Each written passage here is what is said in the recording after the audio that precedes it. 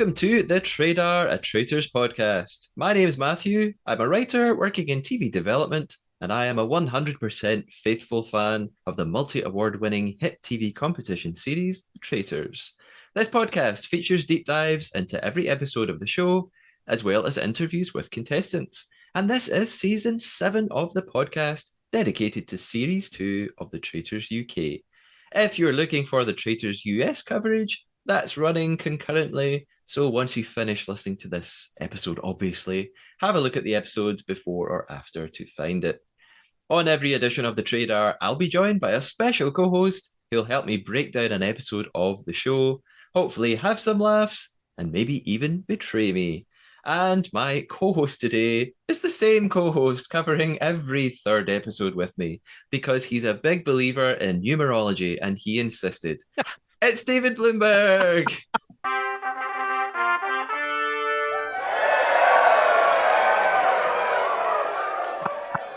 David, the numerologist fan. Well, there's your lie. I've spotted your lie already. It's been such a long time, a whole 15 minutes or so. Yes. How are you doing? I'm doing okay. I'm doing okay. I have rested in those 15 minutes and ready to go. Yes. But yes, for those who might somehow not know who I am on this podcast, I am a traitorous fan of the Traitors. You're a faithful fan. I'm a traitorous fan. And I, of course, did my full intro in episode 3, but the much shorter one is I've been covering reality TV for 23 years, online, in newspaper columns, on my own reality TV websites, on podcasts, on TikTok, YouTube, and Instagram, and also on Twitter and similar platforms. So that is my background right there. And, basically what I do currently. Yes. Perfect. Sometimes we have a TT news segment. Don't really have one today. My only piece of news that I considered was that Aaron from series 1 of Traitors UK recently appeared on the TV reality show First Dates. So he's looking to date on TV. Well done, Aaron. And I'm going to go straight ahead and we are diving into our game of deception. Let's set up the Trader Traitor.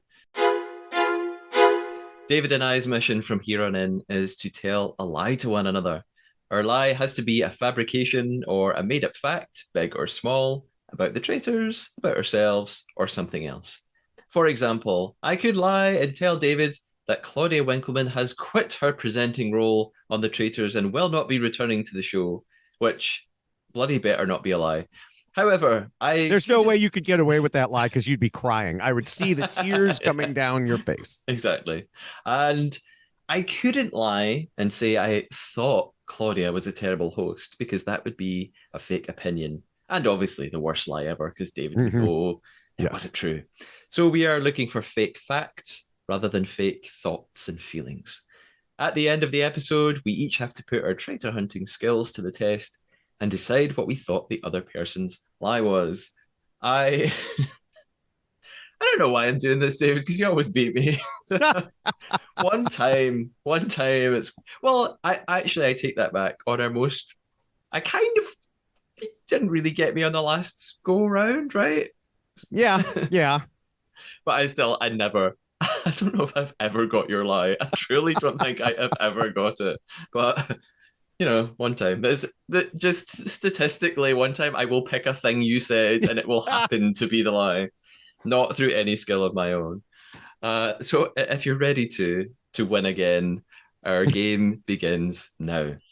And we're ready to dive into episode 9 of the Traitors UK Series 2.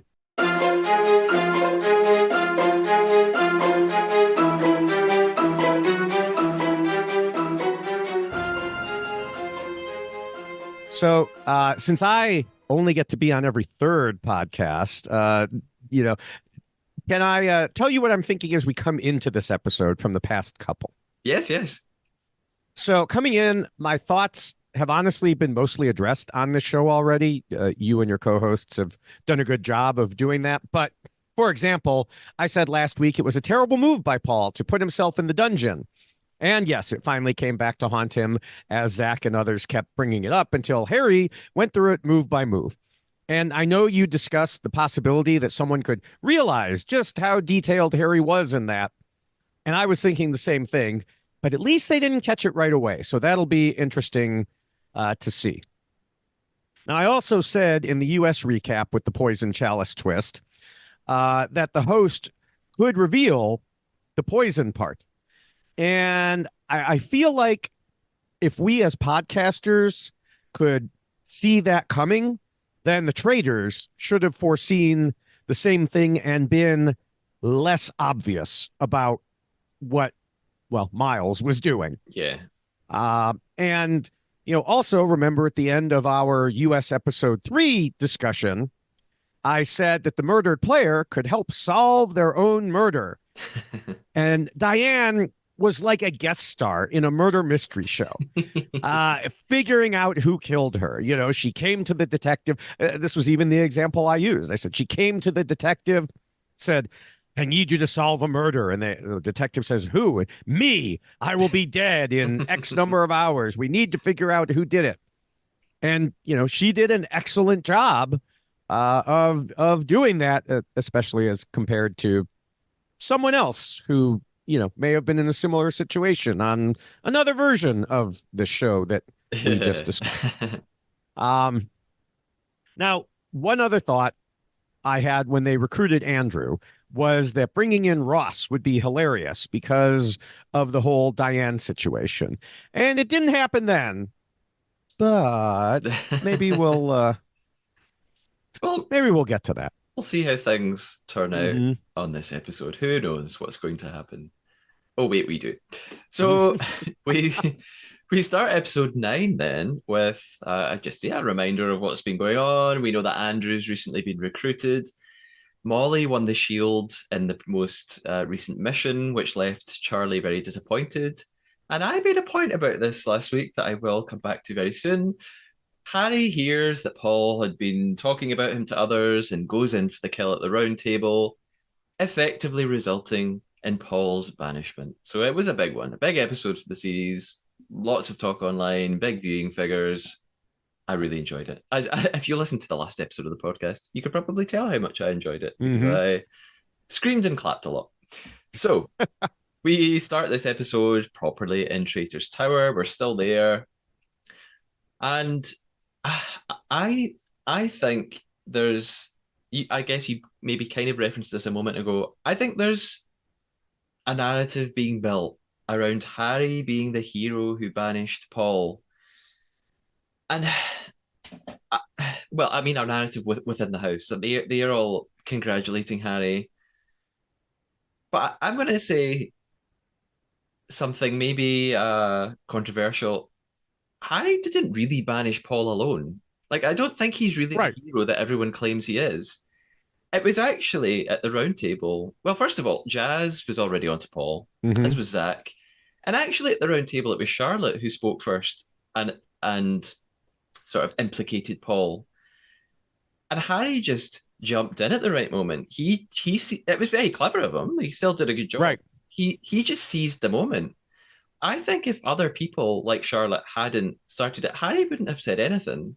So yeah, he appeared with all this miraculous evidence that of course he has because he's a traitor, but he didn't single-handedly take down Paul. And that's just my opinion. Yeah, I do think he would have said something, found a way to bring it up. And also, I think he knew people were likely going to bring up Paul. It just so happened Charlotte did it right away. So he immediately had the opportunity to go in instead of having to wait. Yeah. I think he was just too detailed in his takedown. Like, well, it seems to me that you took a deep breath and then walked 3 paces and then said to your fellow traitors, this is what we're going to do. And then put yourself in the dungeon, assuming that you would be saved because you would have known that someone was going to be saved. Like, how does he know? He's making assumptions about production. Like, production would have told you this. And it's like, if I'm a faithful, I'm like, would they? Would production have? How do you know what production tells the traitors exactly? Yeah. And I feel like it's out of character for Harry, actually, in terms of the character he's portraying to the other players. Up until now, he's been the sort of not gullible, but quite childlike and young, Hmm. and quite nervous looking actually at round table. Like he doesn't really know, but he's Hmm. actually quite polite, and he says to people, "I'm going to go for you, and I've already told you I'm going for you." So for him to suddenly have this list of evidence, I thought you've not really spoken like this before at the round table. Is no one noticing that? That's strange. So yeah, that's what I think about Harry anyway. Yeah.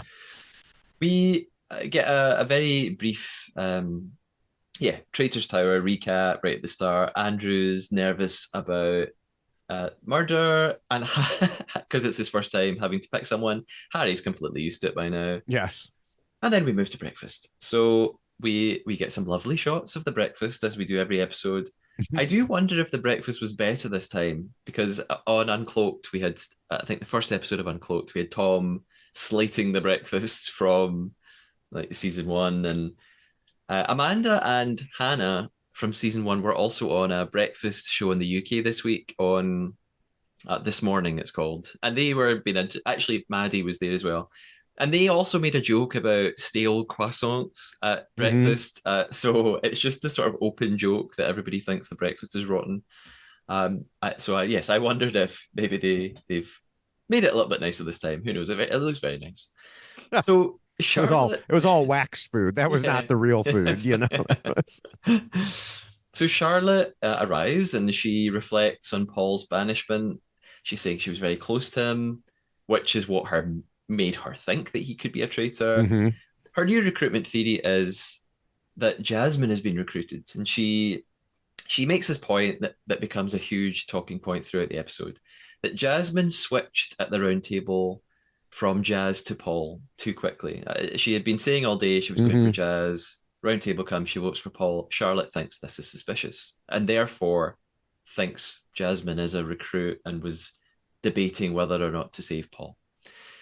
Yeah. Paul, So if I can jump in on that, yeah, this bothered me the whole time because we have talked before multiple times that the best strategy in almost all cases in the roundtable is to vote for someone who it looks like is the main target. yeah, And I don't remember the exact details, but I don't feel like Jazz was a main target at that roundtable. mm-hmm.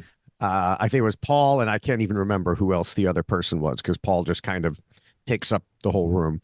Um, but so, yeah, I could absolutely see someone changing their vote at that moment to say, well, I don't want to waste this vote. Let's go ahead and do it. So, if anything, I think what Jasmine didn't do a good job of, which we'll get to as the episode goes on, is explaining herself. But I don't think it's suspicious at all that someone would change their vote at the round table, because that's kind of the point of the round table. I've talked about this before. On Survivor, you have tribal councils, and almost everything is set before you get there. Rare is there a situation where it suddenly changes. Um, on the Traitors, a lot is hashed out at the round table. yeah, And so votes can definitely change there. yeah. The only thing I wonder is if players like Charlotte don't realize that. So players like Charlotte do sort of go with their genuine feelings. And Hmm. so if Jasmine explained, well, look, I was going with the majority, someone like Charlotte might say, oh, that's terrible. That Yes. means you're a traitor, and read it completely the wrong way. Yeah. I'm not sure. Molly at breakfast mentions Harry being a traitor hunter. She gives him this title. He then walks in, and Molly does notice very briefly that it's strange, but I don't think she really considered it for more than 3 seconds. She moves on very quickly, and Hmm. we discover throughout the episode they're very close. Ross is mortified that Paul had hoodwinked him. He still can't believe it. He was convinced Paul was a faithful. For approximately the thousandth time in this series, Ross says, I think the target's on my back now. He has said this every morning or every night. You're not the target, Ross. Stop it. I actually think he's got some sort of like persecution problem. So Maybe So I we should should feel blame Diane for that, is what you're saying. yes. I mean, maybe I should feel really sorry for him. Uh, Ross is now totally flipped on Jazz. That he had, yeah. I mean, Hmm. Ross is just generally, I think, not always wrong because he has voted for Traitors a couple of times, but I think he's wrong most of the time, like Yeah. his mum. So they they all start to theorize about Jazz being the possible recruit, and the last three people to arrive are Jazz, Zach, and Charlie. Someone, well, Who would have arrived? yeah. Yeah. Sorry, that's yes. I'm reading my notes wrong. Yeah. They should be the last to arrive. Yes. Someone hammers the door again, as they like to do. They must be Hmm. production must be telling them, "Hey, bang the door really loudly. It'll be fun." Like it's not Or natural. they just think it will be. They're like, oh, this will be fun. It's like, yes, it's the 80th time that this has been done. Yeah, You're being very original about it. yeah. So in walk Zach and Jazz, which means that Charlie has gone, and this is where I'll go back to something I referenced Hmm. earlier. That I called this. I called it in episode 8. I thought the editing of episode 8 made it blatantly obvious Charlie was going to be murdered because of The whole the mission. shield. Yeah, the editing in the mission where it was either Charlie or Molly were going to be Hmm. getting the shield, and they just made such a big deal of Charlie being gutted that she didn't get the shield, and I just thought they don't really give it this much attention in any other mission. Why do I care that Charlie didn't get the Hmm. shield today? So I and then at the end of the episode when she was up for possible murder, I just thought, okay, she's going, and they've built us a little storyline here. We then get a flashback to Traitor's Tower to see Harry and Sylvester Stallone, aka Andrew. Harry, I say that because, well, Harry, if you've seen my recent little video online, you'll know what I'm talking about. I got very angry. Harry thinks that murdering Charlie will implicate Charlotte because they had kind of had a back and forth at round table. And Andrew says something truly inaudible. I I just don't. He says the word Charlotte. I think that's all I heard. Some people, uh, just this. Maybe I should. I'm going to say this. Some people online have said that my episode 7 guest had like a really thick accent. That was Joe, and I thought, if the BBC are putting Andrew on primetime TV and 4 million people are watching it, I I think Joe with the Scouse accent is all good on my podcast. So Not to mention on UK Survivor, the Lee, our friend Lee, who you never did get to understand. I'm British and I can't understand people from Ireland and Wales. Like, so anyway, poor Charlie. We see her getting her envelope, or I should say envelope, because I'm speaking to an American. Ah, yes. And I felt really bad for her. Actually, she got a bit upset. I guess it must be the further you get in the game, it's tougher to get close to the end and then be Yeah, murdered off. I felt even more bad for her because we just didn't get to see much of her. Yeah, I mean, she made it all this way, and it was still a large part of it was who's Charlie? I think I even said last podcast, like I was surprised to find out there was someone named Charlie on this yeah. show. I think the same is true. And I know there's lots of people making jokes Hmm. online like, oh, Charlie and Evie look like the same person. But I really think Evie and Molly for me have had the least amount of screen time, Oh yeah, I which mean, is weird because they've made it all the way to episode 9.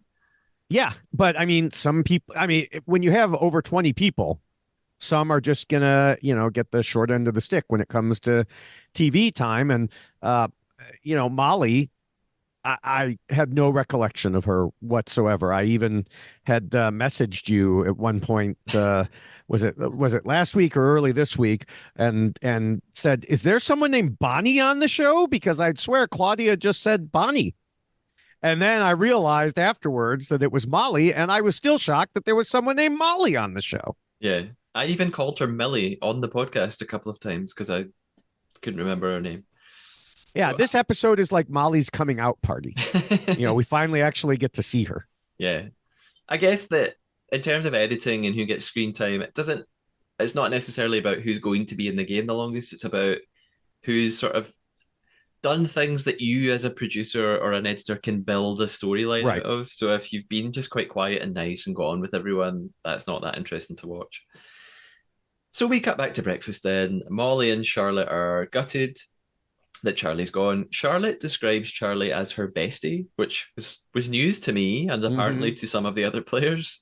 Yeah. Molly begins to say something here which made me think, oh, this is really clever. Is she onto something? I think she's talking to Harry and she says, why wouldn't the traitors pick you? Yes. And then proceeds to completely miss the obvious. Yeah. And Yeah. Exactly. She was so close, and then she took the bait and brought up Charlotte instead. yeah.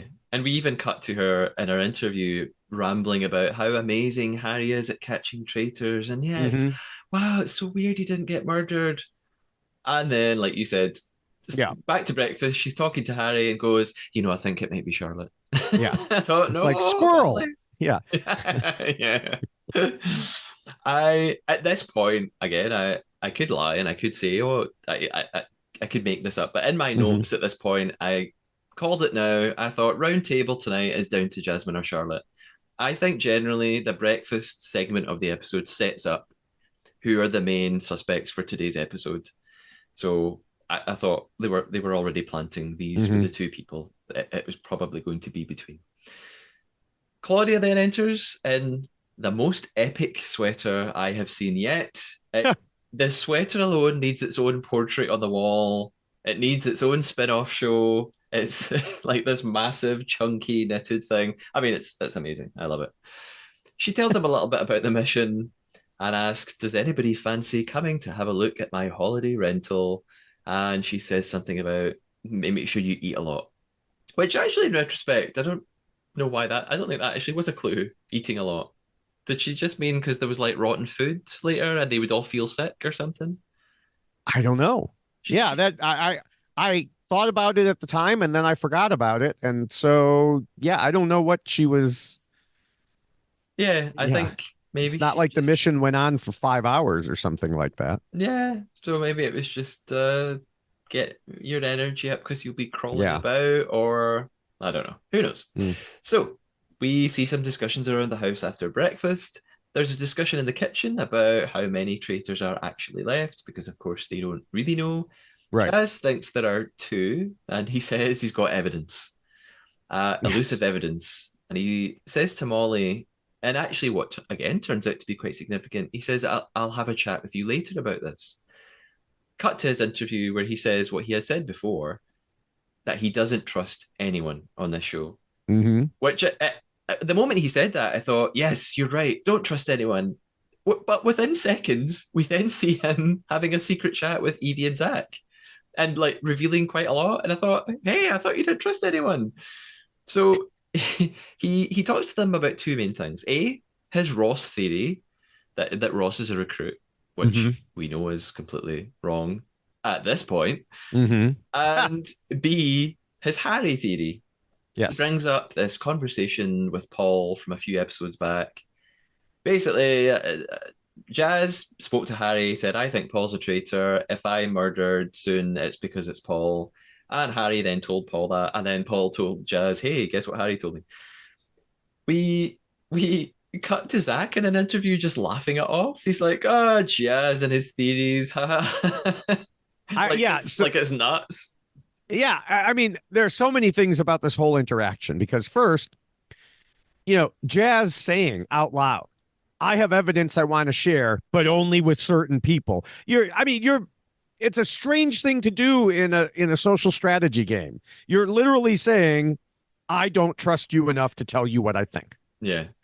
And so there's that. And then it was smart of him to pick up on the Paul to Harry or Harry to Paul train there. And it would suck for Harry if Paul making that mistake of telling Jazz ended up coming back on him, but it could definitely happen. But then Zach literally voted Mr. Conspiracy Theory, says that Jazz is crazy and clutching at straws for this when it's right. That's just the icing on the cake there. Yeah. And Evie is the same. She also just doesn't buy it. And it's so frustrating to watch. But again, with all things in the show, it's very easy to say that, I guess, as a viewer. Because Mm-hmm. everyone, we see this tiny segment of their day. Probably the entire time they're together, they are all throwing out Right. hundreds of theories, and most of them are absolute nonsense. We cut to another room in the house. Charlotte is talking about Jasmine, who then eavesdrops at the door. And this Yes. is one of my favorite things in the Traitors, people eavesdropping in the house. It's so devious. I think they should just all do it to each other all the time. Yeah, and that's the thing. Why don't they know by now not to leave doors partway open? Close the door. Unless they're It's told you by production, hey, leave the door. I don't know. I I'd still ignore production and be like, no, I'm closing this door. I mean, it's like hiding in the brush on Survivor, except on in a mansion, you can take steps to prevent it.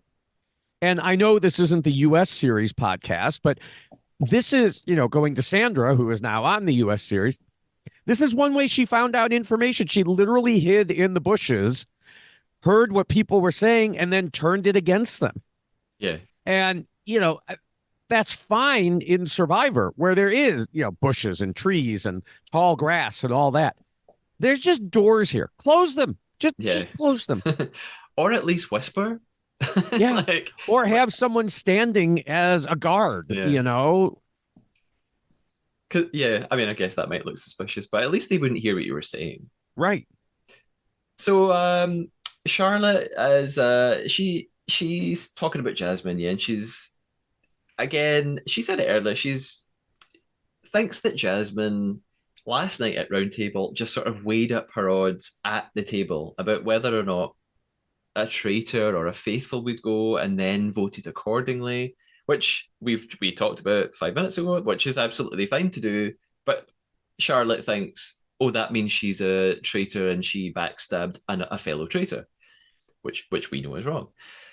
Jasmine then enters, and there's her and Charlotte basically sort of accuse one another back and forth, and then Jasmine turns on Jazz for a little bit.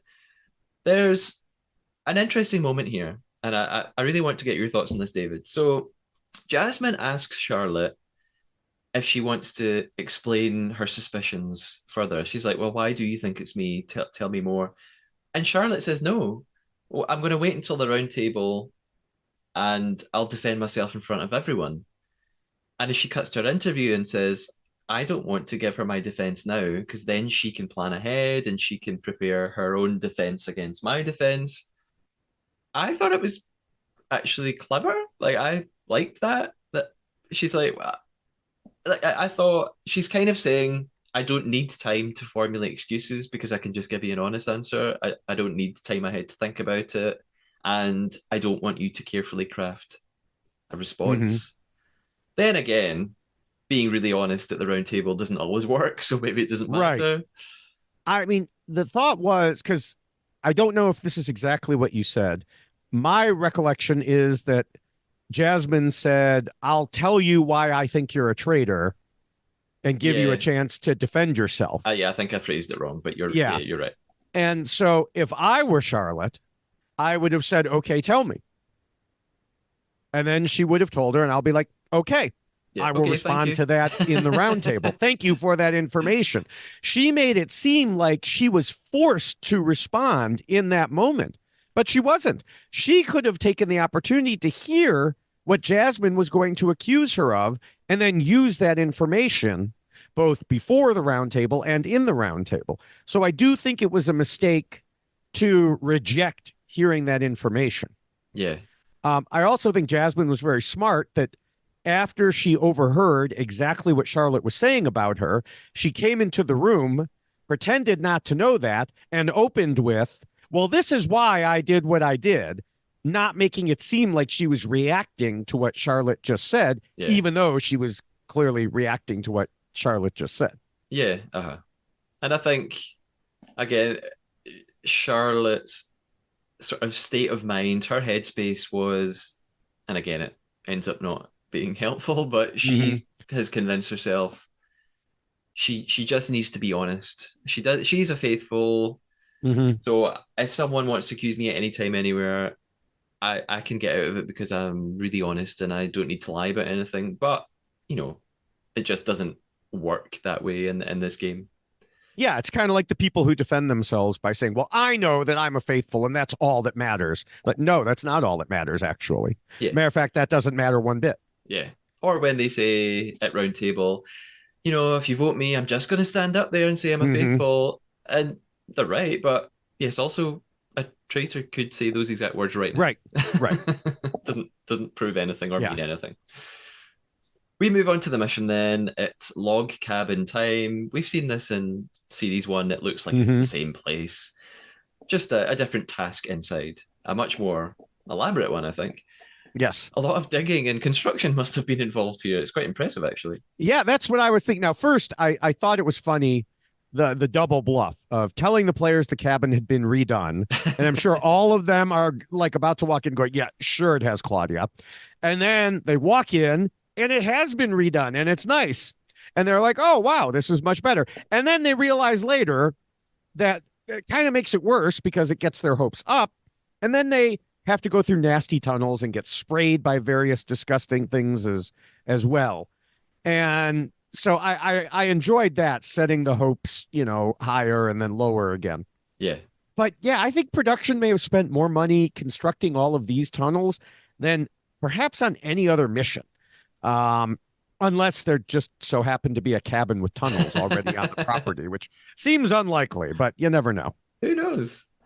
So Claudia meets them at the cabin to explain the task. Now she has this giant, chunky matching scarf and leg warmers. She looks to me like she's on the set of The Borrowers. Like that felt like she's a tiny, tiny person, and she's found these enormous objects. Oh, Uh, it's, it's very funny to me. I love it. She tells them that they have £8,000 up for grabs and they have half an hour to complete the mission. But £1,000 will be deducted for every player who doesn't make it out of the house. And there will be a shield available somewhere along the way. It's basically like an escape room again with a mm-hmm. map and tunnels under the cabin. Yeah, I've said it's pretty cool. Not Yeah. necessarily that I'd want to do it, but it looks Mm-mm. cool and impressive. The main mechanism in the game is the light switches. So there can only be light in either the cabin or the tunnels, not both. And someone has to control it by holding down two switches in the cabin, which Ross is sort of given the task of at first and decides just to have fun and mess with it. Yeah. Actually, at first I think he doesn't understand the two switches. Right. And then when he figures it out, he's just laughing and letting it go whenever he feels like. Um I, 5 people have to be down in the tunnels and for some wild reason, they send down Sylvester Stallone. He's enormous. Why is that? I mean, he's got to go at some point, but don't send him down first. To be fair, I believe the most recent Sylvester Stallone movie. Oh gosh, I can't remember the name of the character. The one where he was in the army, where he was like a ranger or whatever. In that most recent movie, he spends a lot of time crawling around in tunnels. Well, It was a really terrible movie, and but yes, that's mostly what I remember of it is him crawling around in tunnels. I probably haven't actually watched a Sylvester Stallone film for about 20 years. So You're who knows better what, off. who knows You're what he's better off. acting in these Yeah. days. Yeah, like you said, there are bugs and water pouring in the tunnel and rotten food and in the cabin as well. It's chaotic to watch. I actually couldn't really follow at points Yeah. how well they were doing or where they were. It was just wild. Um, and we're relying on sort of tiny cameras in the tunnels, so you can't really get a perspective of where everything is. They're all just screaming. It's mad. I don't know what's happening, but who cares? And there's a moment where Charlotte tries to get the shield, but she can't find it, and so just ditches it eventually until a few moments later, Harry glances in and he sees it weirdly within seconds. He spots it, grabs it. Molly sees him. Well, I think the lights were on when he was there, Ah, and I think the lights had gone off. Um, when Charlotte was in there. Right, Okay, right. so he gets lucky, I guess, Hmm. and he notices that Molly notices him, sort of does a shh motion Hmm. to tell her to keep quiet. No one else spots it. And this this could be a really big moment. And I mean, in a way, it already is a big moment in the episode. But moving forward, I wonder, like, is Molly at some point going to use this? She's going to remember this? Is this going to Right. do something to her? It could be really, really significant. We don't know yet. It makes him, I think, in the moment, it makes him look like a faithful, probably the fact that he takes it. Hmm. And because Molly just he knows he's got Molly's trust, she just assumes, oh, he's a faithful who doesn't want to get murdered. Um, yeah, Yeah, I think so. If he had been a faithful, it would be a smart move to keep it hidden because you can protect multiple people, kind of like the whole armory did yeah, last time. Since he's a traitor, it makes it look like he's a faithful. And then later we'll get to him telling other people, which also has further implications. yeah. So towards the end of the mission, the five who are in the tunnel make it out. The remaining players can't escape in the dark, so Evie decides she'll stay in the cabin and keep the lights on. So I think there's no other way to do this mission. I think you kind of have to sacrifice someone unless you have amazing night vision or Right, amazing right. memory. If you Hmm. can really memorize the map, probably unlikely. So in the end, they win £5,000. Wait a minute, that means that three people must not have made it out. No, it means they didn't find the last Oh, gold. they didn't find all of the Right. the, the gold Yeah. coin things. Ah, okay, I see. So Claudia then asks if the shield winner wants to admit they found it, and Harry doesn't say anything. And this plays out, we've talked about this before, I think. Hmm. Plays out differently in different missions. Sometimes Claudia just announces who's found it. Right. Maybe we've reckoned because it's so obvious that Right. everybody's seen it anyway, so she might as well just ask it. I wonder how much they just sort of play that by ear, mission to mission, and on the production Hmm. team decide, well, we don't think anyone saw them, so Claudia, you just ask. So I guess that's what's happened here. Yeah, Harry doesn't say anything, and Molly, in an interview again, says she completely trusts him. What a fool, Molly! Don't trust. It's just even if your husband of 50 years is in the game with you, don't trust them. So, but she's like, no, no, 100% trust Harry. We move to the cars, and when one of the cars, Andrew's in the front, Molly and Harry are in the back. Andrew even asks about the shield, and Harry sort of winks at Molly Hmm. because she knows and he knows, and they don't tell Andrew yet. Meanwhile, in the other car, Jazz is literally, now this may not have been at the exact same time, but through the magic of editing, we see Hmm. Jazz saying, hey, a traitor could get the shield and nick it from us. By the way, is that a very British term to say nick something to steal it? It is, but I think it's enough in the American English that we know what it means pretty easily. The word I was wondering about, since you bring it up, is the word silly, Oh yeah, because you said in one of the podcasts I think this it was week, you the said, previous one, yeah. yeah, you said someone was silly. And then you said, well, I don't want to call them that. And I'm like, silly is a very mild thing to say by us. So I'm Yeah. wondering, does it mean stupid? Does it mean feeble-minded? Does it? No, it is silly. I think it was Zach I was talking about, and I think Hmm. the co-host Kevin described him as silly. And I said I didn't want to call him that, not because it was a bad thing, just because I didn't agree with it.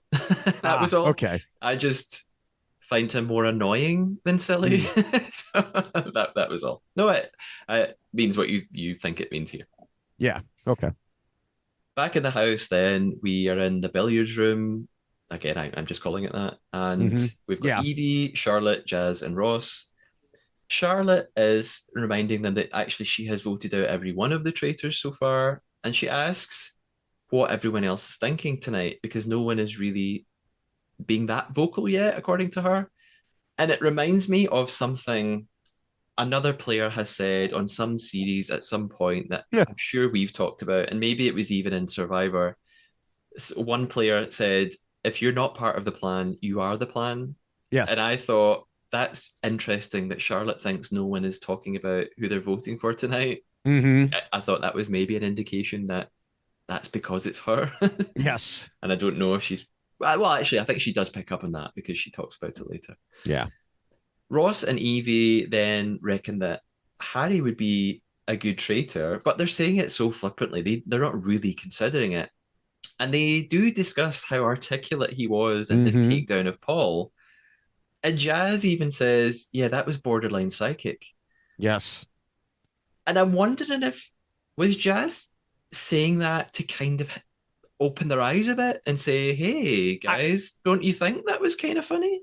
I think he was, because then he comes up with a confessional to us saying, "Hey, I'm playing this slow. You gotta Yeah, do that," which was basically the same way he played it with Paul. yeah, Letting it simmer rather than immediately, turning it up to a boil, and yeah, just let people kind of figure it out themselves slowly. So yeah, I think Jazz is over there planting more seeds. yeah. And in this occasion, it just doesn't work because as soon as he's said that, Charlotte just immediately says, nah, I feel like I can trust Harry. Right. And no one else says anything beyond that. Well, it doesn't work yet. Yeah, yet, that's true. Back in, well, not back in the kitchen. We've not been to the Hmm. kitchen. In the kitchen, we've got Molly, Harry, Jasmine, Andrew. And they're having a bit of chat about the shield, who found it, do we Hmm. know, did we see anything?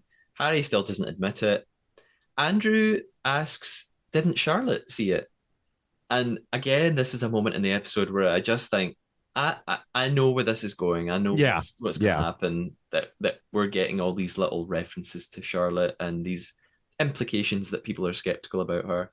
I mean, obviously Andrew's a traitor and he's not really, but Hmm. the fact that he's saying it may influence other people in the room. Andrew Andrew then says a few things about Jazz though at this moment. I well, I think that's what he said. Who knows what Andrew says? Again, I truly can't understand him. So I have no notes here. I've just written Andrew says a few things about Jazz. I can't interpret it. I didn't take detailed enough notes. I didn't know I'd have to be translating. Yeah. There's even a cut to Andrew's interview, and he says that now he's quite enjoying being a traitor. He's getting fun out of Yes. it, which Yes. which made me laugh. We then cut to the library, and Harry's talking to Zach and Jazz. And here he's picking up on the vibe of the Hmm. house, and he says he's a little bit sus on Charlotte. And then he reveals that he found the shield. And I can't figure out what his plan is. I think he's just trying to appear trustworthy and get close to a couple of people. I think he's trying to like build alliances by being like, hey guys, I'm going to tell you this secret. Doesn't that means we're friends? It's not going to work with Jazz. Jazz is completely stoic Right. and trusts no one. Right. What do you think about Harry Well, telling I him? mean, he goes through it. He explains what he's going to do. So, he plans to recruit, make it look like he was targeted, which is pretty smart. Now, I don't think they should recruit, which is a whole other issue. But unless it's to immediately sacrifice them, and we'll discuss that more later. But I do want to say, I remember, I believe it was Australia season 2. Some of the faithful were suggesting that the traitors could target one of their own who has a shield in order to throw everyone off. Yeah. And what he is doing here tells me that the faithful in Australia season 2 who thought that were always bonkers and wrong, which is what I thought at the time, Yeah. and which also describes most of the Australian 2 faithful anyway. Bonkers and wrong is a good description of both of them. And then later to find out in interviews that a number of them had never even read the rule book. Yeah. So, for them out there proclaiming, well, the traitor can just target themselves if they have a shield. No, I think that Harry is showing this is the way you handle it Yeah. if they have a shield. Yeah.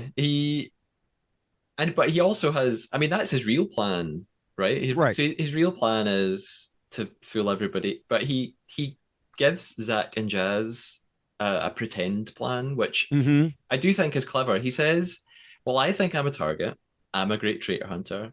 I think it's likely I'm going to get murdered tonight, but I've got this shield. Therefore, if they try and murder me, it won't work, and Right. I'll show up at breakfast tomorrow." and I'll be able to look at everybody's faces. So he's saying, I'll look at everyone's reaction and I'll see who's shocked that I'm still there, and that'll tell me who the traitor is. So I the only thing is I wonder, is that too clever again for Harry to have come up with? Like, is it so thought out that maybe Jazz would be like, how the hell did you come up with that, Harry? So um who knows? Who knows? I mean, the thing is, Harry has been pretending to be naive but learning. And I think he even fooled Paul into that because, we saw at the very beginning that he had ideas about being a traitor, but Paul still viewed it as, oh, the student, becoming the master. And so I think Harry has fooled everyone into thinking he was very naive but learning. Yeah. And so maybe this is part of, oh, look what I figured out now.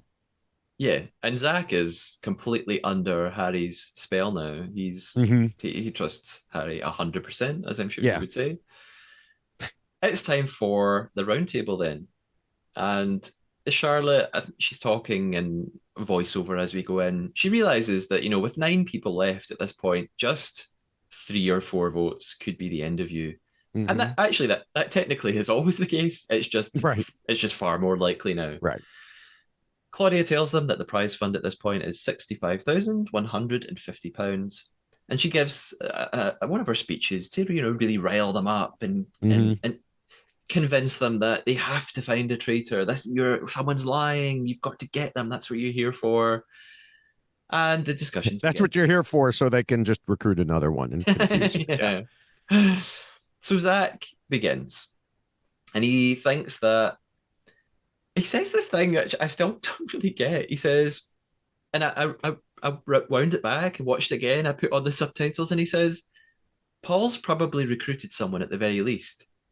And I thought, well, yeah, like that doesn't take any. Of course he did. Like you know there was a recruit, and you know that Paul was a traitor. So like I just thought you've not figured anything out here, Zach. Yeah. Unless he meant, well, Paul was one of the traitors and he was the commanding voice. So I think the recruit was Paul's choice over anyone else, maybe. Yeah. Charlotte says, I know you all think it's me. So she is aware that people are coming for her tonight, but reminds them that Paul got into arguments with everyone who voted for him. So we should look to those people, like look at the people who had conflict with Paul.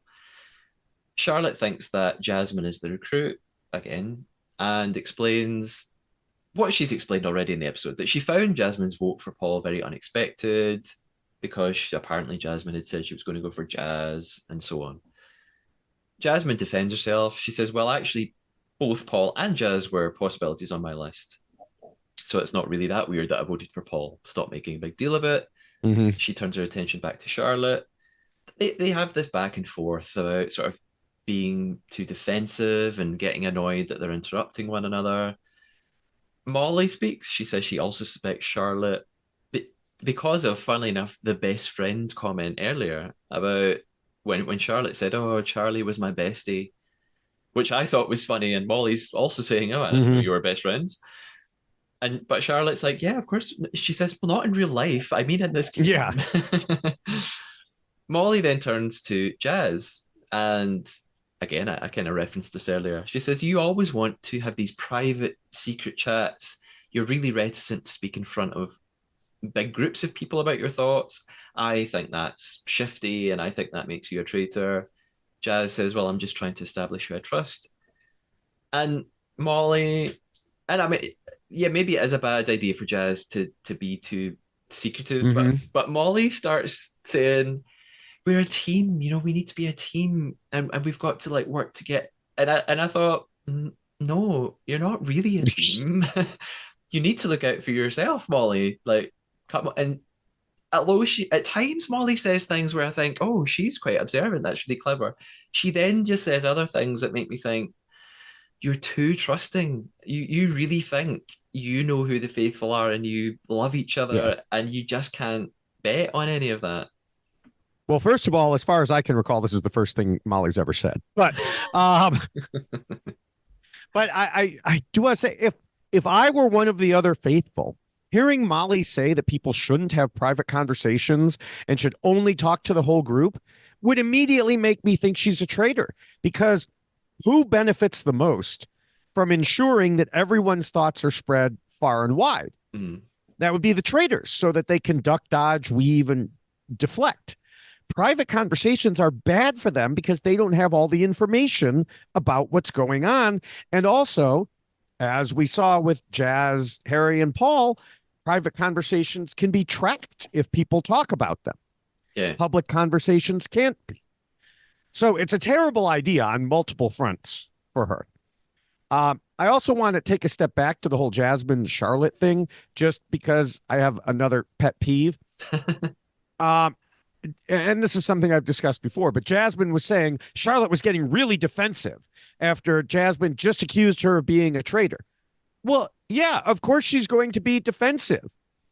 I mean, again, we've had this discussion, you're a traitor. No, I'm not. Oh, I see you're being defensive. Oh, well, what were they supposed to say? The opposite is you're a traitor. They don't say I'm not, and you go, you're not even defending yourself. Right, right.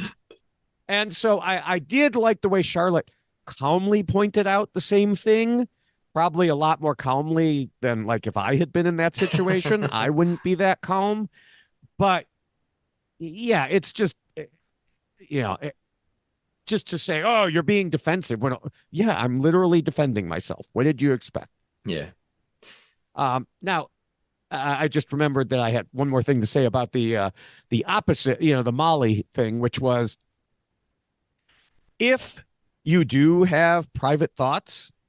Oh, actually, no, this isn't about the Molly thing. This is about the Jasmine thing. So I don't know if you were going to get, I don't know if we had more to say about the whole Jasmine defending herself for switching her vote. I don't know if you had more to say about that. I don't have much else on it. So take the floor. Okay. So if you have private thoughts, you need to make sure you share them with at least someone. Mm. So you don't end up in Jasmine's situation of having to explain, well, I went in saying this, but I switched it to Paul because I suspected Paul all along. I was 50-50. Because it really sounds like you're just making that up after the fact. Mm-hmm. So you at least have to tell someone, kind of like Jazz is. Jazz is telling, like we said, planting those seeds. So if he does switch his vote, he'll at least be able to verify with other people. Oh, yeah, Jazz mentioned that to me.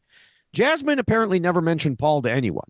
So either she was completely convinced in the round table and really had never thought of Paul, or she had, and she just never told anyone else, and now she looks like she's making it up. Yeah. And it's also a valid, I think, reason to say, yeah, I was going to vote for Jazz, but then I heard what everyone was saying and it convinced me otherwise. That's why I changed. I think that's okay. Yeah. It's you. Yeah, this idea of speaking to at least one other person, so you've got sort of not an alibi, but right. a verification, a witness. It's you've got your rules of survivor. Sometimes I think, what would my rules of traitors be? Maybe that should be on my list. I mean, people have asked me to make rules, including some former players, have asked me to make rules of the traitors and do why blank lost for the traitors, or at least, mini ones for, the like Instagram, TikTok, etc. I haven't done that yet, mostly because specific rules are hard to come by for the traitors. So many of them are case specific. So, and, quite frankly, also because the ones where I do my mini why blank lost for the various international survivors, I don't get a lot of viewers. So it takes the most time. So, it's hard to put the time into that. Yeah. I guess if you had some rules of the traitors, you could have like 5 rules, and then number 6 would just be, and sometimes rules 1 to 5 are wrong. Yeah. Yeah. At the round table, there's another, what I think is a strange moment. The attention was on Jazz coming from Molly, and Andrew weirdly defends Jazz and says now, well, I think actually Jazz is a faithful. I truly don't understand this because Hmm. Andrew and Jazz have had a bit of beef. So I don't know what the I don't know what his plan is. I don't know if he has a plan. I don't know if he's just kind of deciding that actually Jazz is good to have on side because Jazz is quite clever. So maybe you should build trust with him. I That's what I'm thinking, because if he defends Jazz, then Jazz is less likely to come after him again. yeah, that's my only conclusion. It was funny that there was no interview clip of Andrew Right. explaining that to us. So They it just probably came had out. one, but nobody could understand what he said, so they just didn't include it. that's it all makes sense. Yeah. um, Andrew. I've just already said that. Zach returns attention to Jasmine at this point, and I've said this before, right? And again, I am judging him as a character on TV. I don't know Hmm. Zach. I'm sure he's a nice man. I on this TV show and in this edited version, this portrayal of Zach, find him so unbelievably annoying. He's he's he's so relentless. He cannot drop things. I understand they all want to bring up theories and Right. point out observations. Most of them point out something and then the conversation moves on. Zach does not stop. He can't drop things. And the most infuriating thing of all, he cannot let anyone finish a sentence. It's infuriating, and I'll control myself from saying more bad things. It's But time. sometimes when he doesn't drop things, he ends up being right. Like the whole Paul in the dungeon thing, and it only takes one or two of those to happen before he's like, every one of my conspiracy theories is right. Yeah, I guess. But annoying nonetheless. It's time for the votes then. Here we go. Charlotte begins. Pretty obvious who she's going to vote for. It's Yes. Jasmine. Again, she thinks that Jasmine is a recruit. Jazz votes, and he votes for Charlotte. And I think he so doesn't believe Charlotte is a traitor, he just can't vote for Harry yet. So Right. Right. he's playing the numbers game. He's going with the majority, Hmm. which is smart. Harry's next, votes for Charlotte. I noticed at this point, Harry has had nothing in the edit of the round table. We've not heard him say a single word. Yeah. So I know he may well have said lots and they've cut it out, but I get the impression he's maybe cleverly or not cleverly, he's returned to, last week I was really vocal about Paul. Maybe I should take a step back and just Hmm. recede a little bit. Zach votes Well, for Jack. because especially later, or maybe it's right about when he makes his vote, he whispers Yeah, to Zach something about, yeah, I'm just not sure about this one. yeah, He likes to keep it so when he's truly not sure, or when he knows, I mean, he's never not sure, when he knows the outcome is going to be a faithful, he says, I'm just not sure about it. But when it's going to be a traitor, who he, of course, knows, he says, oh, I definitely have a feeling about this. I feel the same as I did before. This is yeah, really it. So it allows him to only take a stand when he knows he's going to be right. yeah. Zach is up next and he votes for Jasmine and rambles again about something that makes me angry. Molly votes for Jazz. And from here on in, Andrew, Jasmine, Ross, and Evie all vote for Charlotte. Mhm. It's such a different atmosphere to the previous night. Like Paul's banishment was so intense, Yes. and incredibly exciting, and you didn't know what was going to happen. It's and they have that wild reaction, of course. Charlotte's banishment just feels a bit sad. um, and I've said this before. I could not. Charlotte takes it very well. She's very calm and Mhm. smiles and has a nice little speech. I could not handle being a faithful and being voted out. I would be screaming and swearing at everyone. Production would have to be like, Matthew, stop it. I'd be so mad. I'd be so pissed off. And this is the moment where, yes, Harry psychically whispers to Zach, don't know about this one. Yeah. Charlotte says that she's never felt so validated. I thought, really? They all just called you a traitor? She says, I love all of you, you included, points to Jasmine. I think Mhm. Jasmine is like not really ready for that. Yeah. And she says she feels like she's been collateral damage to Paul. and reveals that she is actually a faithful.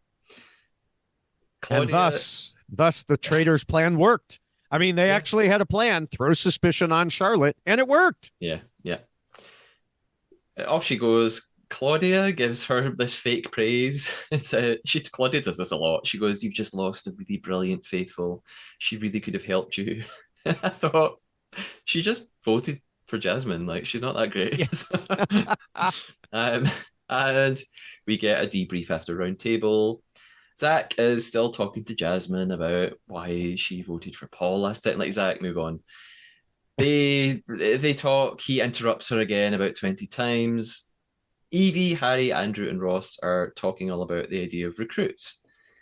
Evie suggests to Harry that he might end up looking like Paul. She says, you voted Mm-hmm. out traitors every time. That might be quite convenient. But Andrew seems to deflect things here. He butts in Yes. and starts talking about, oh, Jasmine again, about Jasmine being very defensive at the table. So I think Andrew's trying to protect Harry there. Unless, I guess it's again, powerful editing. Maybe Evie said nothing else about it and nobody cared. Yeah, I mean, I agree with you. My notes basically say the same thing, that, as Harry was talking, first of all, I don't know why he said this because he's like, yeah, Paul was, twice been successful in getting other traders out and explaining through it. And I'm just thinking, even before Evie said anything, I'm thinking, shut up, man. You should not be bringing this up because it's exactly what you're doing. Yeah, it was. And so, thank you, Evie, for being my voice. But unfortunately, yeah, I got deflected away there. Yeah. Evie, and I think I can't remember if I said this to you before we recorded. Evie, I think, is very, very clever in terms of finding traitors. If if you look back at her voting record, she was voting for Ash for since week one. She voted for Ash every time until Ash was gone. She also voted for Paul and Miles. I think maybe I may be wrong, but she generally gets it right, and she notices things. Like she was suspicious about Paul before most other people were. Mm-hmm. She's mentioned a couple of times now that Harry could be a traitor, and no one else apart from Jazz thinks that. It's just funny. She's just so quiet that she's made it all this way. She I would have thought she might have been murdered by now, again, because she's quiet and people probably think she's faithful. Mm-hmm. So I wonder, is she going to be murdered within 2 episodes, or is she going all the way to the final? She's not a loud character that gets lots of screen time, but she does seem to be quite clever when she does get screen time. Yeah, I mean, like there was on the traders online quiz, the question of who got the most trader votes right. I totally forgot about Evie in that spoiler for anyone who hasn't gotten that yet and wants to get a free 100 points. That's the answer there. But also, and I think I'm trying to find it now, and you can see I'm actually looking on my phone here. Yes. That I believe that I have her predicted to go to the end. And I know I've used this lie on you once already, so it would be pretty funny to do it again. Um, let's see here. Oh, I have to wait for the little circle to go around here because I can't figure out how to. Oh wait, no, I can scroll down. Evie, yes, well, I have her predicted to get murdered and also to make it to the end because sometimes you just got to hedge your bets. Yeah. But I think I've had her predicted to go to the end for a while now because I only made one change in all of it, and it wasn't Tracy like I had lied about before. So Yeah. I guess I'll take the chance to do the same thing. I'll look at I've changed my predictions at various points, but my predictions on the game are to get to the end. I now have Andrew, Harry, and Molly, and I'm thinking that because well, I think because Harry and Molly are so close to hmm one another, I reckon if Harry makes it, he'll keep Molly with him because he thinks she's hmm never going to turn on me. So that's my prediction for who's surviving all of yeah, it. I have and like I said, I've had Ross and Evie for a long time. and I added Harry when I think someone else got murdered or banished. Yeah. I think if you switch, don't you lose points in the game if you You change? you do, but Um, I just do it anyway. I yeah. think I'd rather be right. Yes. Yes. So yeah, I had Ross even before what we're about to discuss happened. Yeah. So next, there's a brief moment of Ross theorizing Hmm. about Jasmine and being completely wrong as per usual. I think Ross is almost he has voted out one or two traitors, but usually Ross just is so wrong. Now Andrew asks Jazz about why he's so vocal about Ross being a recruit.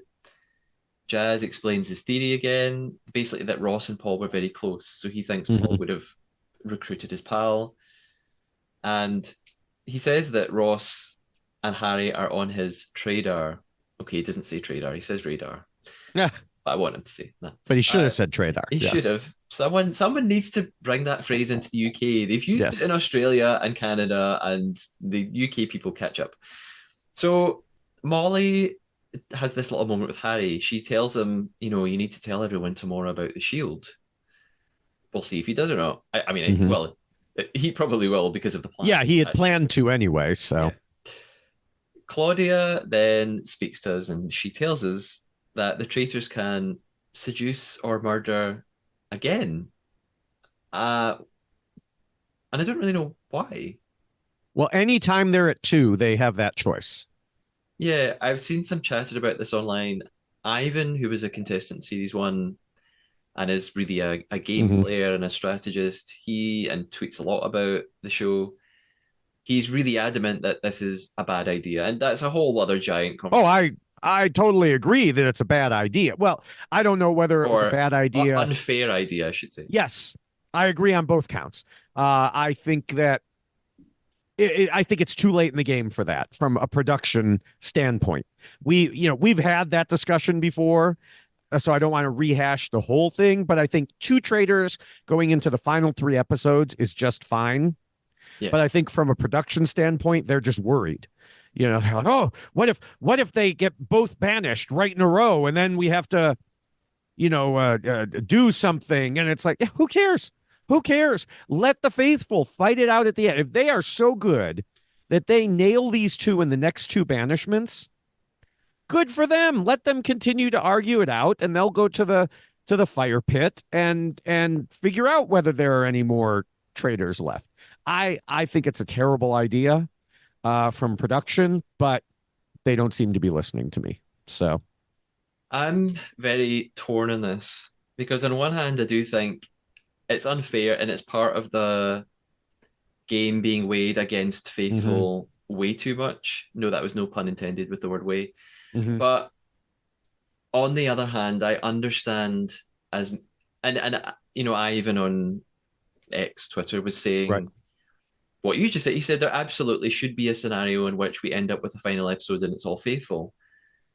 But I understand from a production side that that's probably not actually that exciting. It might be like titillating to see faithful. Mm-hmm. Haha, they voted each other out.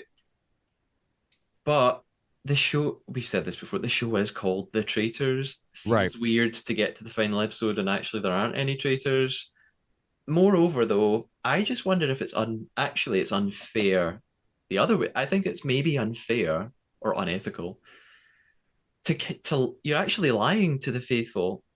And if you make them do a banishment and you say, "Hey, you're all going to vote," but actually there are no traitors, that's not fair to not tell them that they've got rid of all the traitors by now. I feel like forcing them to get rid of one of their own with no option is also unfair.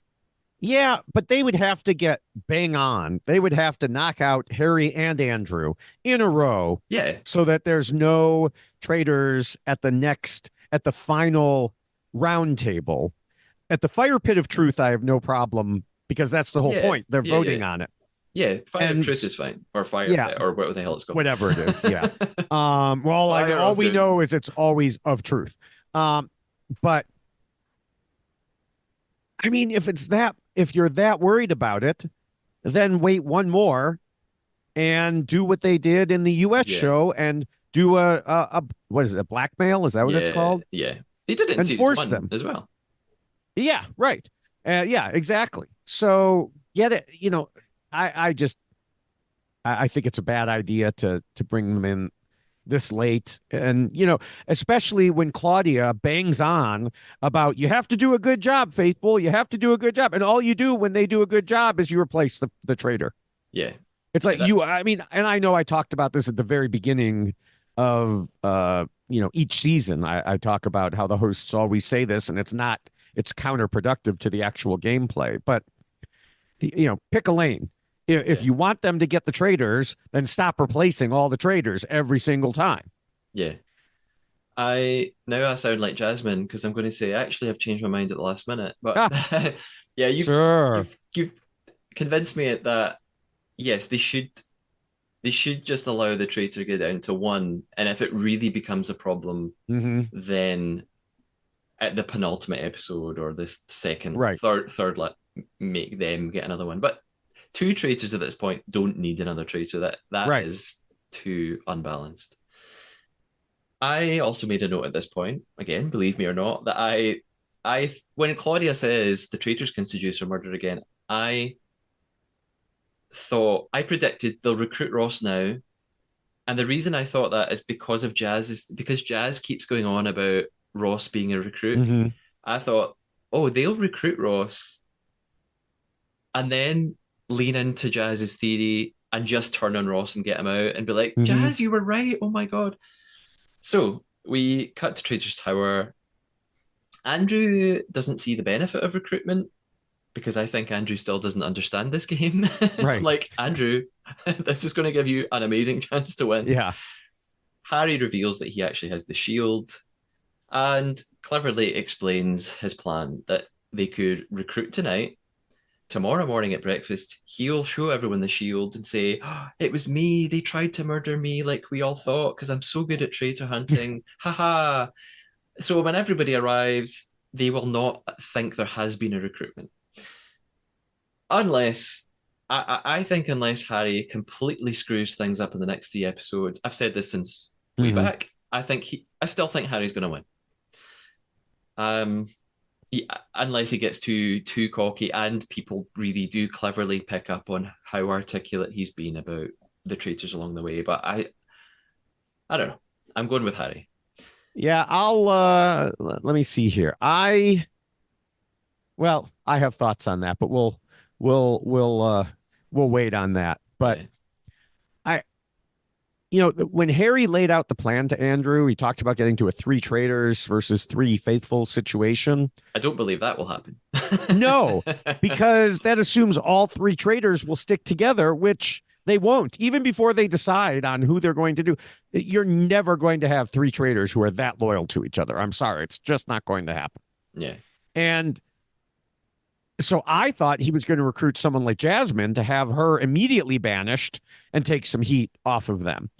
Um, but then in later part of the discussion, they did bring up that Ross could be sacrificed later, Hmm. which goes against Harry's plan of 3-on-3. So he seems to have two plans kind of going in parallel here, and they don't work well with each other. Yeah. My A prediction is Harry wins. My B Hmm. prediction is now, and I'm not spoiling anything, right? We find Hmm. out in 5 minutes. My B prediction is that Ross is going to emerge as the winner because Yes. because of the whole storyline we've been built up about his Hmm. secret mom in the show, and he's going to avenge her, and that probably will make, I don't know, for me, for most viewers, brilliant TV, and most Yes. viewers will love that and be like, hey, I've already seen it all over social media. Ross is going to avenge Diane. Hmm. Yay. So I don't really care about that, but I'd kind of actually rather see Harry just have been amazing all the way through and win, but Hmm. we'll see. So they discuss their options for recruitment, and yes, they do talk about Jasmine. She's probably going to get herself banished, so let's just recruit her and Yeah. backstab her. Then they talk about Ross, and Harry on one hand wants to have a team of three traitors get to the end. On the other hand, he says Ross might eventually take some heat and we could turn on him. I don't know if he's just trying to play Andrew and lie about his plans. I'm not Hmm. sure. And I thought there would be a cliffhanger here. I thought we'd end with, we'll have to wait till next week to find out. But actually, we go on. We're told they're Right. going to go for Ross, which I was surprised at. Claudia arrives for this fantastic moment that is again all over social media. Hmm. I really cackled at this. She asks who they're seducing. They say Ross. Claudia says, "Oh, another man. It's like the olden days." Yeah. Which is they've only had like one woman Yeah. traitor. And they're like, oh no, no, you don't understand, but it really made me laugh. She takes the letter to Ross. He reads it out, and this was really a funny moment for me as well. Actually, the letter says, "We wish to recruit you because you are trustworthy, smart, and strategic." Hmm. And Ross says, "Clearly, they don't know me very well." And I thought, hey, at least he recognizes he's wrong Yeah. at the game. It would have been worse if he'd gone, "Yeah, I'm smart and strategic," but he's quite humble, and that made me really like him. Actually, he says, "I do not want this," and he thinks that he should say no at first, but then he says no. My mum would be looking down and saying go for it, and he also doesn't want to get murdered by rejecting Right. it. Right. So he finishes by saying, "Yeah, go on then. I'll join them. Why not? Eh?" And he wants to really know who murdered, just out of curiosity, who murdered my mum. Yeah, and I mean, I said earlier in the podcast that Ross being recruited was a hilarious idea to me because, of course, Harry was one of the traitors who murdered his mother. Yeah, So Ross bringing that up in his decision making made me laugh. And, then we move to the rest of the discussion when he shows up there. yeah. So Ross arrives at Traitor's Tower. We get his reaction. He's totally shocked that Harry and Andrew are the traitors. Again, Harry does this thing where he brags about taking out all three traitors, which may not be wise straight away, Harry. And Ross even makes a joke and says, "Hey, don't do that to us." Harry reveals the shield, explains his plan, and Ross wants to know about why they murdered Diane. He obviously Just can't. He a, can't say compl- why. a completely innocent question. Yeah, I do wonder though. So he does ask. He says, "Hey, Mm. why did you murder Diane?"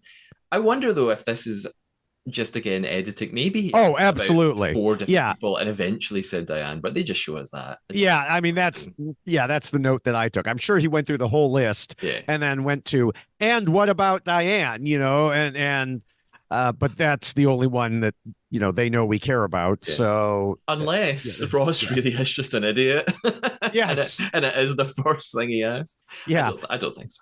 No. No. Harry's reason for murdering Diane is that she was getting too brave, and we put her in her place. So Yes. Ross is furious. He wants revenge. Who knows if he'll will. We don't know if he's going to get it, and the episode ends right there.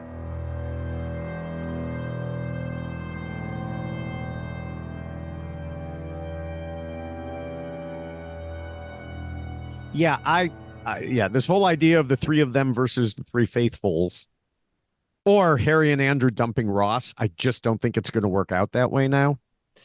I think Um, he's gonna find a way. So I mentioned I have a few thoughts. I could truly see Ross avenging Diane and winning the game.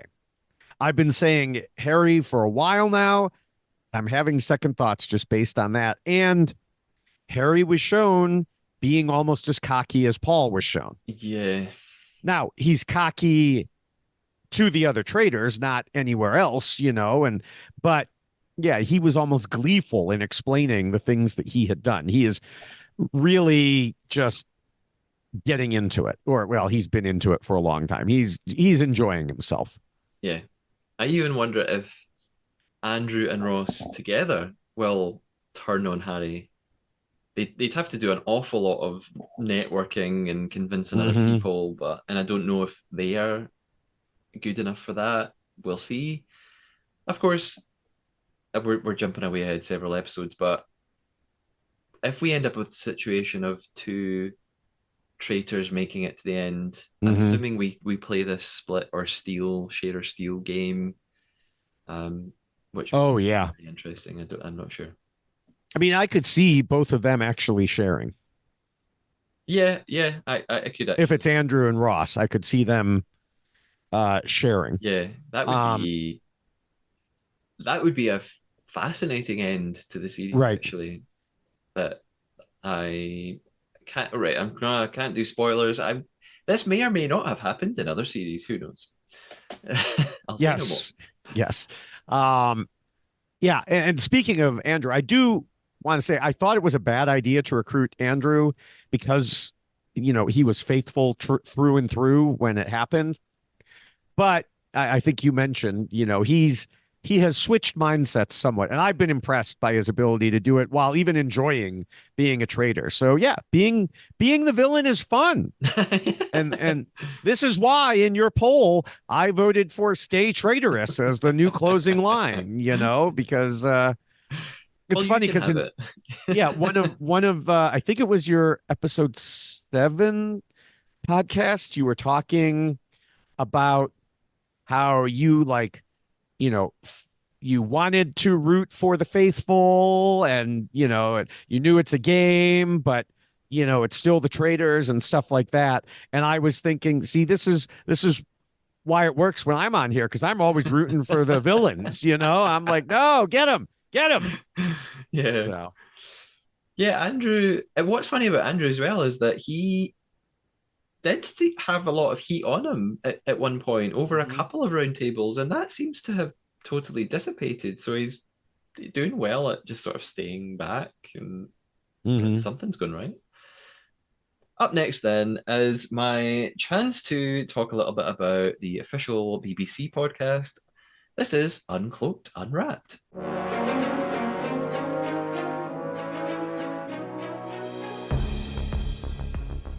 I am going to recap what happened in the visual podcast for the Traitors in about 60 seconds.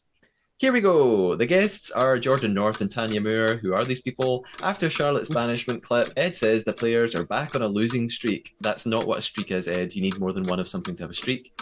Tanya suggests that Charlotte wasn't even in the running to be banished before the round table, and I wonder if actually we just watched the same episode, because that's just not true. We get the reveal. Charlie and Charlotte reunite and just generally bestow love upon one another. They find out about the traitors. When it's Harry, Charlotte is dumbfounded. Charlie even acknowledges that he always knew too much. They guess Andrew before it's revealed and even figure out that Andrew was recruited to then be sacrificed. Why didn't they say this in the show? Charlotte and Charlie are in the studio. Charlotte says the word convoluted is sexy, as if she's never heard this word before. Weird. They recap a mission from episodes ago that no one cares about. They talk about Charlie and Evie looking like the same person, which is quite fun. Ed signs off again with my stolen old catchphrase while pointing at the camera, and I swear he is pointing directly at my heart. I will also, well, firstly, David, did you see this Uncloaked? no, no, I did not have time to watch. It didn't make it to my very official way of seeing these videos Yeah, by the time in time for me to watch it before this podcast. And now, having heard your recap of it, I probably will never watch it because it just does not seem worthwhile. yeah. Watch the reveal of the traitors on X, and Yeah. that's the fun bit. Of course, yes. David actually private jets to the UK to watch this on Yes. BBC every week. Yes. I'll add in here that I may or may not be doing Uncloaked, Unwrapped for the remaining 3 episodes. A, because what is there to say, really? And B, I'm going to be traveling a lot next week and doing this whole podcast process during a very busy week. I'll be away from home and various places, so I just can't really devote the extra time to watching Uncloaked until I master the art of time manipulation. Hmm. So it may not come back to this for now. Oh, it'll be such a loss to not know what these wonderful hosts and guests always have to say. It's just so intelligent and insightful. They've always got the best people there. Yes, but also BBC, if you're listening to this, I would like a job. So it's David said all those bad things and not me. No, I said good things. I said good. I With no only said sarcasm. good things. Yeah, there was. Yeah, if someone types it out in a transcript, it will look like very good things. And they say Americans don't do sarcasm. Yeah, I don't know who says that. Just annoyed British people. Oh, okay. Isn't that every British person? Um, Yeah, actually. Before we get to our conclusion of our deception game, the Trader Traitor, David, tell us all about where we can find you online. well, you can find all my various accounts through my Linktree at linktree/David Bloomberg with a dot before the EE in the URL of Linktree. Or you can find me on most text-based social media like Twitter and Blue Sky as at David Bloomberg. And on the video platforms, TikTok, YouTube, and Instagram is at David Bloomberg TV.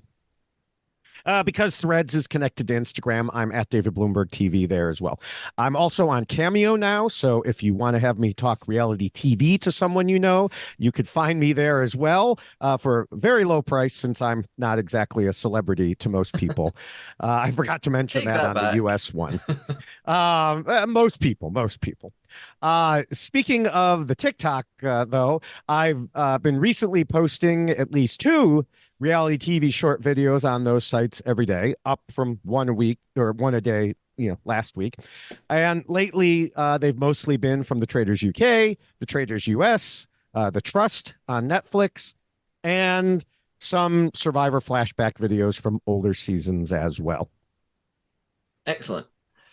Now, I will tell you all about where you can find the podcast online, but before we do that, David and I are going to conclude our game of the Trader Traitor. We've been attempting to fool each other and lie. Have we done it? I definitely lied to you, David. Mm-hmm. I actually, maybe I should admit this. I lied twice because I foolish. Sometimes I put 2 lies in my notes in case I don't get to the first one doesn't work. Mm-hmm.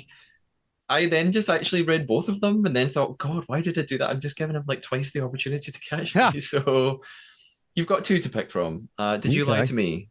I did. Okay. Only once. Okay. Unless that's your lie. Ah. Do you have any guesses about what I lied to you about? So the one thing that stood out to me, and this could be absolutely true, but this thing you mentioned about some breakfast show and some former players being on it, that easily could have been a lie. You know that there's no way I'm going to know about some breakfast show in the UK because when my private jet gets there, I don't have time to watch breakfast shows. So I'm going to go with that. That was not my lie. Oh, damn it. The only other thing I was thinking was you mentioned something about Ivan posting on Twitter, something about the the production, and I agreed completely with it. And I kind of felt like, God, would I have seen that? Would I have missed it? But since I don't follow Ivan, I don't remember who Ivan is. Yes, sorry. I was like, that could have easily been it too. That was also not my lie. Oh, wow. Hooray. I'll show you. I don't know if this will work. This is Ivan. He was on Oh, season okay. one. Yeah. He's Yeah. hair's tied up there, but he sort of had Mhm. longish hair. He had an epic. He was banished as a faithful and had this epic speech Okay. about. He used this running metaphor of magic and illusion because Tom the magician was there, and he said, Oh, "This is the yes. prestige." So, and no one has had any really great speeches at Mhm. banishment this series, I don't think. So I'll have to tell you what my 2 lies were. The breakfast thing, I didn't watch that on TV, but it was on YouTube. Came up as I suggested. Okay. So Amanda and Hannah and Maddie were on this morning talking all about the new series of the Traitors, and yes, Mhm. made fun of the breakfast. And I mentioned that because I thought you might think it was a lie. Ah, yeah, you're learning from I've me, learned I think. Yes. I've learned your tricks. My 2 lies were that I talked about Claudia wearing a big chunky scarf, and I said she was also wearing leg warmers, and she wasn't. That was a lie. I never know what Claudia's wearing. I mean, unless it, yeah, the hosts. I mean, Alan, I notice more, but yeah, okay. So you got me on that one. Yeah. Later on, I was talking about where people were in the house at different times, and I talked Hmm. about people in the kitchen, people in the billiards room, and I said that Harry was talking to Zach and Jazz in the library, and they were not in the library; they were in a different room. I think it was actually I still the it, billiards room. in my notes, I had that Harry was talking to Zach and Jazz. I did not write down where they were, so Okay. I've filled you. I feel good. Now I'm probably about to feel bad again because I'm not yeah. going to get yours. Let's hope. I wrote down two things. One Okay. of them, I just wrote Ross. I don't even know what that means. Just wrote the word. So you said something about Ross at some point that made me think it was a lie. So who knows? I don't know. I don't know what you said about Ross. So maybe it was when you said you predicted that Ross was. I don't know. I'll go with my second guess. Um, and it's you said that now you're on Cameo, and I thought maybe that was the lie. He's not on Cameo, but you maybe are because you're very famous and well known. David, what was your lie? Damn it, you got me. I thought I'd Yay! throw that in there, but what I didn't consider when I wrote this, so I'd had that as a possible lie to use for a while because I could throw it in at the end if nothing else came up.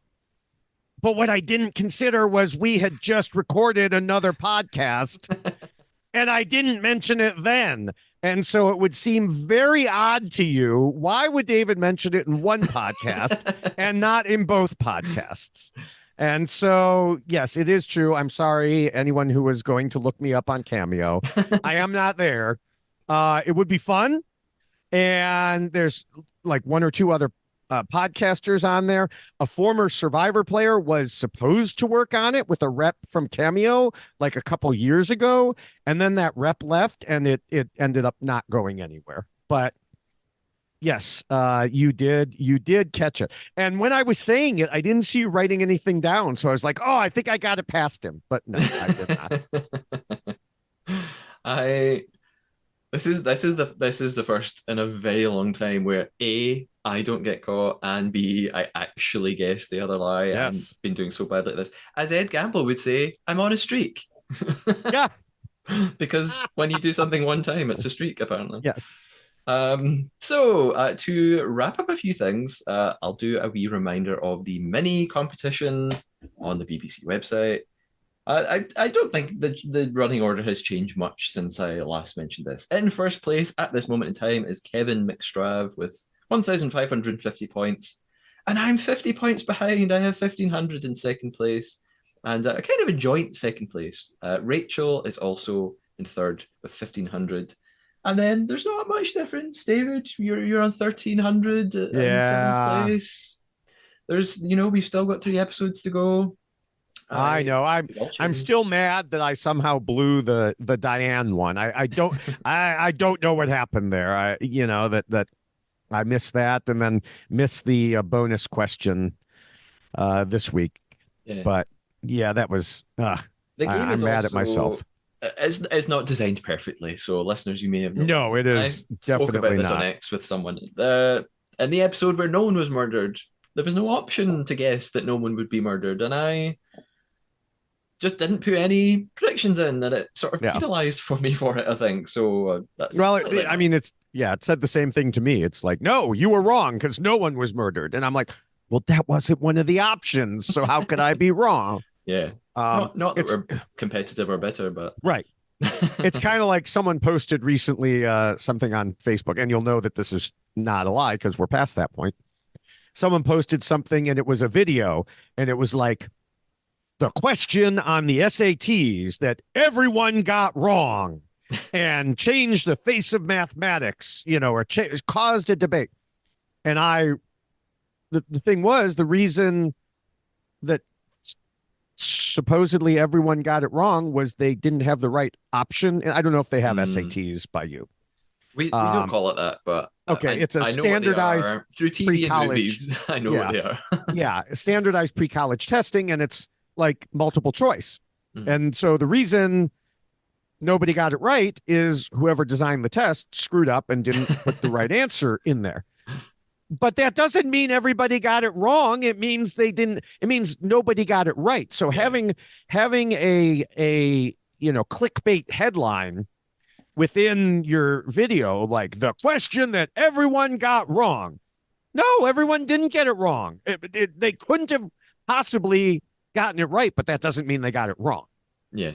Maybe to get more followers on the podcast, I should make some clickbait headlines. BBC online competition illegal, Yes. something like that. However, speaking of followers, thanks again to everybody who's subscribed and left reviews and all those nice things. And as you may have seen on the Instagram and X page and so on, the podcast has reached the top 10 of Spotify's TV and film podcast chart, which I found out kind of by chance this morning. So that's very, very exciting. I, of course, sent it to all my friends going, yeah, oh my goodness, look, this is so cool. So that's amazing. Thank you so much to everybody. And again, thanks to all the people who've donated on Coffee thus far throughout the season. And if you felt like you wanted to add in a little contribution to help the podcast keep going and help out with all the various things that I have to pay for, you could visit ko-fi.com/Matthew Keeley. That link's in the episode description too. And you can keep up to date with the podcast on social media on Instagram, TikTok, and YouTube at the Trader Podcast, on X at the Trader Pod. And you could even email with any questions or thoughts that David and I will happily talk about on the podcast. And that is the traderpodcast@gmail.com. David, until next time, which will be the next time we speak will be for the finale. So Yes. who knows what will have changed between now and then. I'm very, very excited. Let's call it now. I'm probably now I want to predict who's going to win. Right, I'm going to say I know I said Harry. I said 10 minutes ago, I was like, it's Harry. He's going to win. Just for the hell of it, I'm going to switch to what we talked about. I'm going to say Andrew and Ross are going to tie and win. See, it's very suspicious to me that you came in here saying one name and now you're switching at the last minute to another. I think you're a traitor. I think that's evidence. You're recruited. It's evidence that you are a traitor. I think it will be Ross by himself. Okay. Well, we'll see next time we speak. David, thanks for joining me. Until next time, keep us on your trader. Stay traitorous.